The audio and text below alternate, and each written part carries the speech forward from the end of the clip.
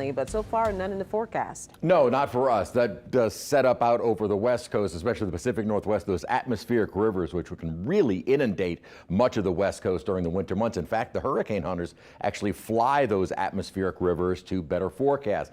Coming up for us this week, most mornings will be cool to chilly, upper 30s, 40s, and then gradually as we head toward the end of the week, Friday, Saturday, more spring-like feel and a lot more sunshine, not much rain in the forecast. Now, tomorrow morning will be a chilly start. 30s on the North Shore, generally 40s south of the lake. Could be very similar for Thursday morning, as while we will be warming up during the day Wednesday, another front moves through. So our mornings, both tomorrow and Thursday, will be about the same. As a matter of fact, in our 7-day forecast, we have two cold fronts.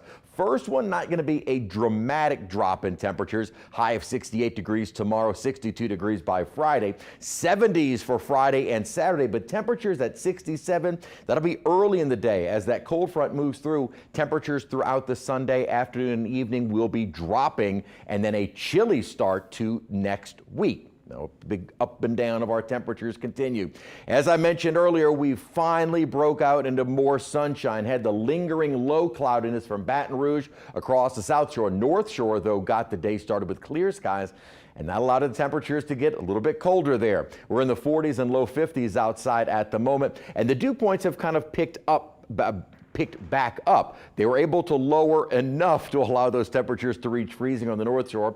Thought we'd stay above freezing, but we didn't. But they're back into the 40s right now, and we will likely see the humidity increase a little bit more. And the reason for our warm-up tomorrow is because while we have light winds right now, those light winds are going to start changing direction to more southerly. Soon as we get a southerly wind along the Gulf Coast, the temperatures and humidity go up. That could lead to a little bit of patchy fog as we get our Wednesday morning started. Does not look to be a widespread issue, but don't be surprised to see some patchy areas early tomorrow morning. Overall, the upper pattern is preventing us from getting into the upper 70s or 80s. That in December is miserable, and thankfully no signs of that. While we do have the kind of ups and downs of our temperatures, never any real big warm-ups, where the heart of the cold Arctic air is actually across the northeastern part of the nation, but very frigid temperatures have been making their way into Alaska and northern Canada. Overall, the pattern is going to keep that coldest air more across the Great Lakes and Northeast, never really making much progress down to the deep south. What is interesting, though, as we head toward the end of next week, we start to see this Arctic air. This actually kind of probably originates more over Siberia and Russia and starts making its way into northern Canada. Not to say this is going to come plunging south, but usually when we start to see this abnormally cold air making its way into Canada, it is only a matter of time before that starts plunging farther down to the south.